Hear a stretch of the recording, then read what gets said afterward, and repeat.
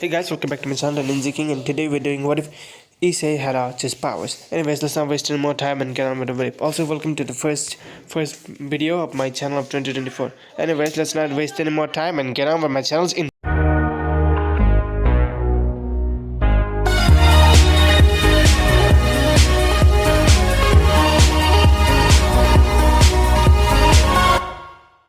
Anyways, here's the recap for last part. So, what happened last time is that Issei's Archer was once again going his job. He met with Kodako, fixed it, and now the Cold Research Club and the Steward president have an inkling that he may be the mask. Meanwhile, Issei was asked out by Rainer, and after saying yes, he basically took a date, and once he rebuilt it, he knocked her out and took her to a warehouse he made. Anyway, since that all recap is down, let's get over the part. Raina would just open her eyes, looking around left and right, wondering where she is. As she finally sees it, she's in some sort of warehouse. Her eyes are looking up and down, trying to find something. What she could find was indicated magical ruins and other symbols around the place. But I read magical like barrier. Oh, good, you're awake. Raina's eyes would turn with her head to see someone as well. It would be Zero. And sitting on a metal crate, wondering what to do. Wayne would immediately launch at him, wearing the spear, completely forgetting what he did to her. Zero would then sigh, pulling out Kinzo and Baki before immediately deflecting those two. Wayne would then go before a bunch of swords falls down where she is. Yeah, she says you not to move. Immediately she could see holographic swords. That was at bare minimum bullet speed. How the hell? Alright, speak. Shiro would then say, pulling out his swords. Issei would just look at her, wondering what he can do about this situation. Okay, so her fallen wants me dead. I'm gonna guess that she's a rogue. Immediately, Rainer would finally recognize his blades. Those blades of yours. They're the mask? Yeah, you're kind of not the first person to figure that out. Issei would then say, but how? He's immediately sees then.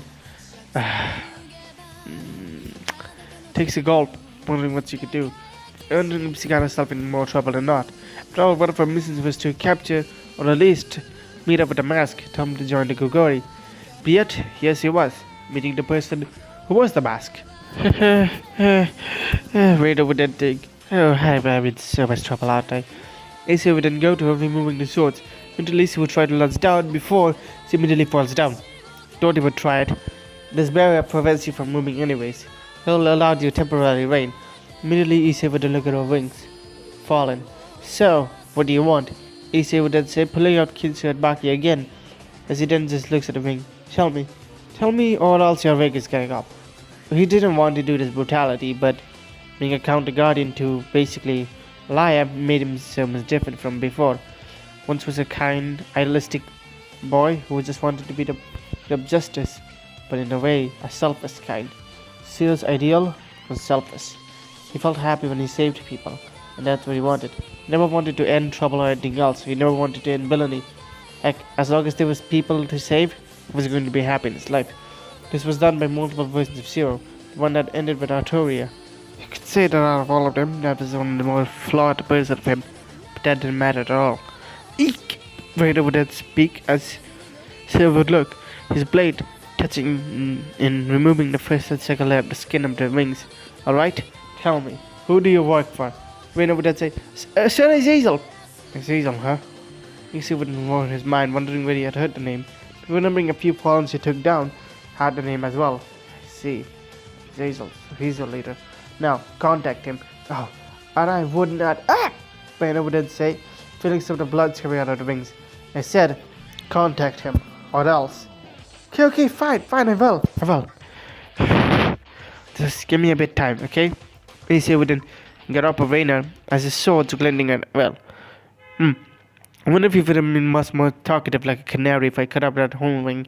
Immediately, Rainer would get an image of Issei immediately cutting a ring up like a hot knife to a butter. Wondering what that situation would be, Issei immediately gets a chill down his spine. Just thinking of that. It plays down. What are you talking about? Zero's last Archer would then say, place on cut my wings? Archer would then immediately try and hold his laughter. She really thought he was going to do that, but in actuality, he was. He, in actuality, wasn't really that of a good person at all. Not a necessity. His entire goal was from a dead man, and living in Kalea kind of changed everything. Not to mention that he was now permanently, well, as everyone knows it, a counter guardian of Malaya. Tech evaluates dealings with Gaia and become basically her pawn. At least the Grand Serpents were only sent when absolutely necessary. I also think if any of the Grands are gonna come here. Probably not. This world is already very unique as it is. I wonder what they're doing right about now. What Zero didn't know, something is similar to his world is actually existing in this world as well. The power and energy of that thing is actually growing, and it is being the will of the earth itself. It doesn't see Zero as a threat, but it does feel like it needs to take action one day. Just one day. Meanwhile, Reina would then Issei, pulling out a magical orb. This is what we use to contact. As then she would immediately send a signal to Azazel.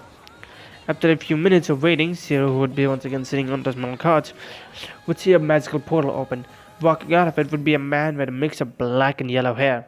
He seems to be wearing a typical style Japanese uniform with a suit.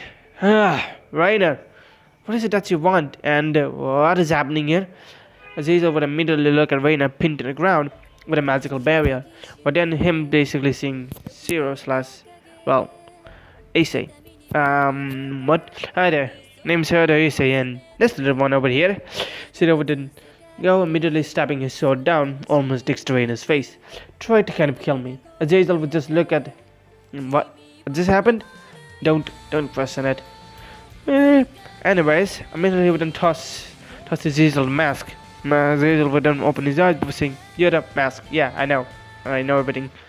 But okay, this is a lot more. Reina, what the hell did you get yourself involved in, do? Azazel would immediately scream at her. Hey, don't blame me, sir. What did you try to do? You see, I tried to kill him. After everything I told you, you tried to kill a secret gear agent? That's the order of... You said to eliminate any threat to Azazel. To Gregory. No! I said to investigate it. And if it's a threat, let me... And if he does have a secret gear, tell me. And if he doesn't, let him be. That's it. No matter how much something is. And if he is a threat, to contact me and the others. We'll evaluate it and see if it's actually good to kill him or not. And yet here you are, killing people. She will just laugh at that. My apologies about this. Really? You're gonna apologize to me? Yeah, it's one of my dumb subordinates' problem. Plus, I really don't want another war to start. Issei's eyes would circle that. He already knows about the war of this place, thanks to the first thing immediately getting into his soul was the overseer visiting him. Flashback. Zero was a baby and was hating every single moment of it. He really doesn't understand why people are artists like other people like reincarnate their protagonist into baby and they're like enjoying their second life. Zero absolutely hated it. No privacy, no nothing. It was pure humiliation for him. But hey, at least I had a loving mother and father in this time, that is. As he was just there, immediately, overseer of this universe would then come. Hello there, Zero. Alright, you can't talk yet. Immediately, they would then continue your mind. So, how are you liking this life? It's horrible. I mean, the first few years of being a baby is horrible, but not really that much. Anyways, do you need explanation of this world? Yeah, sure, go ahead. Then he was just given the entire flashbacks to the story. So, God is dead in this universe. You can say that. But he's also not. What do you mean? Well, no one truly knows if he's dead or not. Don't you? Immediately he would have a smirk. Oh my god, you know he's alive, isn't he? Probably not. Alright, what are things you want to tell me? Tell me, let me tell you about a war. Like the World Wars? No. Something that happened, like similar to, you can say, the Grail War. Alright, what about it? Alright, here it goes. Immediately, he would then explain to them the entirety of the three-way war between the fallen angels, the angels, and the devils, which led to the death of the original four Satans and the death of God, or what also likes to believe is a kind of soul. This man has a smirk every time he says the word God died. He immediately thinks that he's still alive. God is still alive, isn't he? Oh, now what gave that up? I mean, he could be alive, he could be dead, for all I cares. I personally speaking don't care about the pantheons in this place. Whatever. Oh, and one more thing. The Holy Grail exists in this universe. Wait, what? Yeah. The Holy Grail is a secret gear made by God.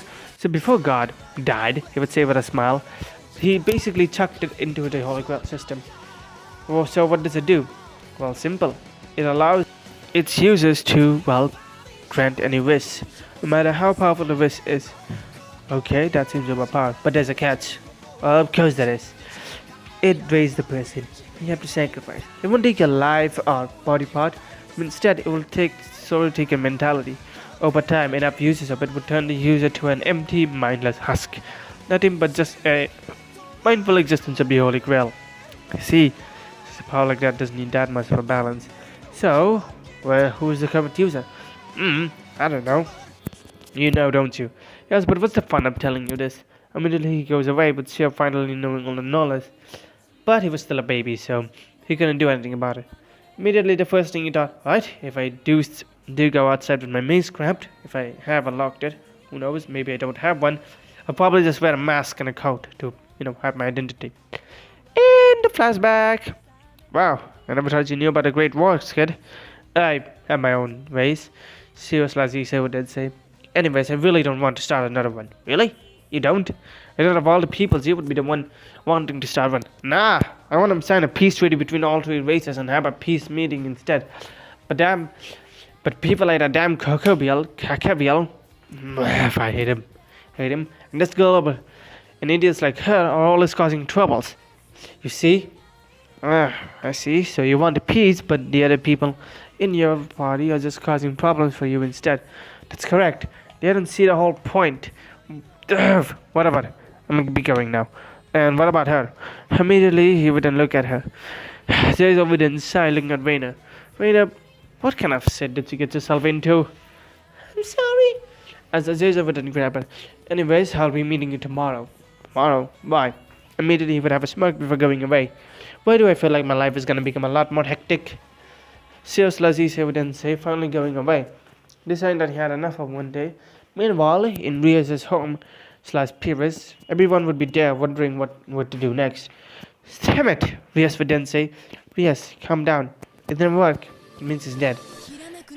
Now, Akino, but still, it's my fault. Rias would then say to her friend. You know what? Rias would then say. From today onwards, you have my permission to kill those crow bastards. Okay? Don't leave a single one of them alive. Got it. Akino would then say with a sadistic smile, but lightning occurred to his face. Understand. Kiba would then say, pulling out one of his sword, imagining cutting up the wings of this crow bastard. Konoko was ready her fist.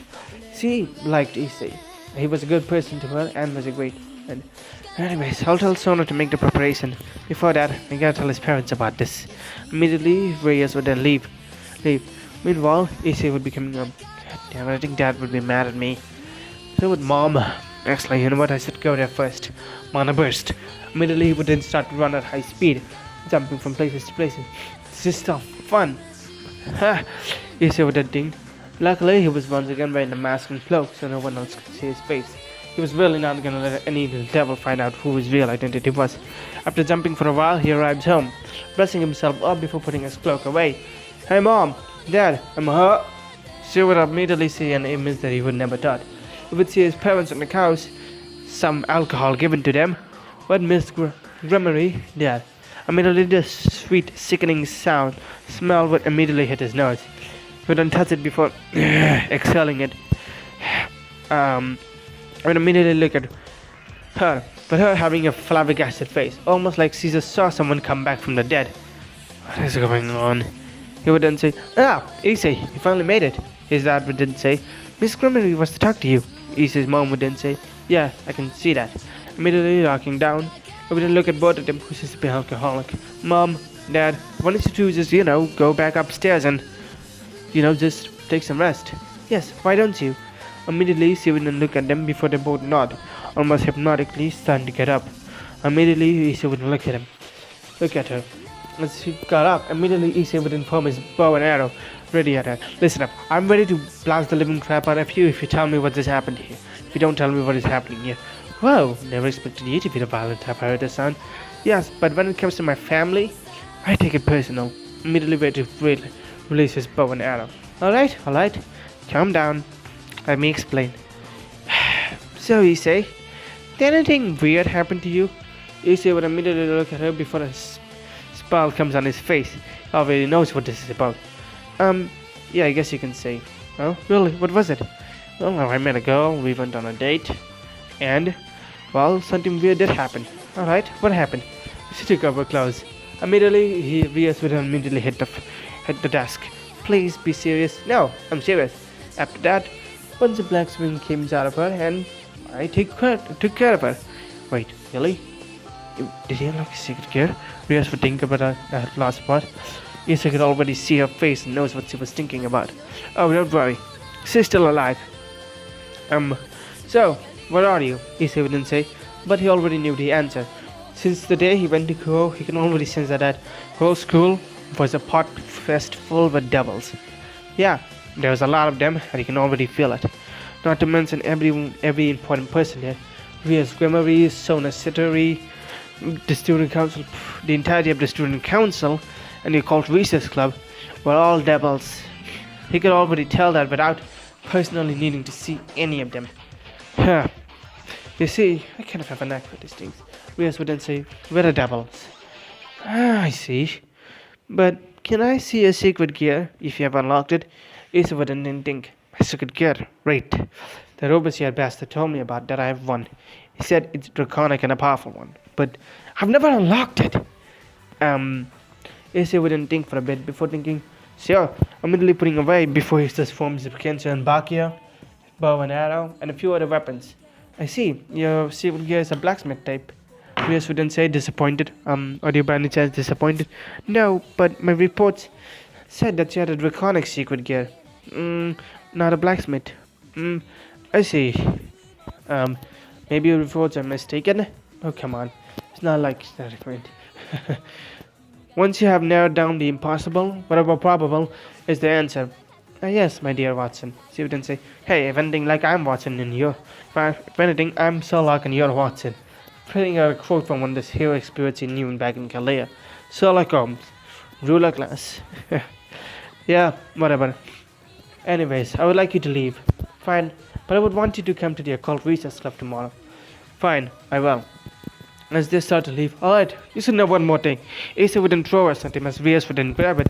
Looking at the mask, she wouldn't look at it for a few seconds before two and two clicks. She had a, yep, I'm the mask.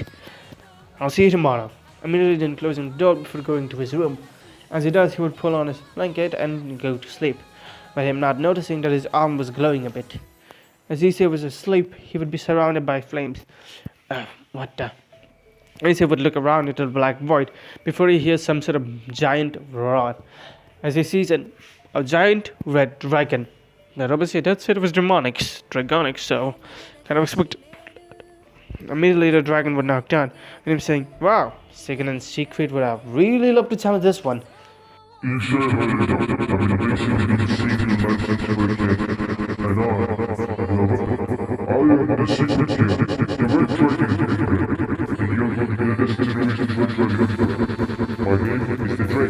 Yeah, nice to meet you, but if you have been seeing my life, you already know that I don't need that power. I already have this. Issei would then show his two weapons, which immediately corrects Drake, before he then speaks again.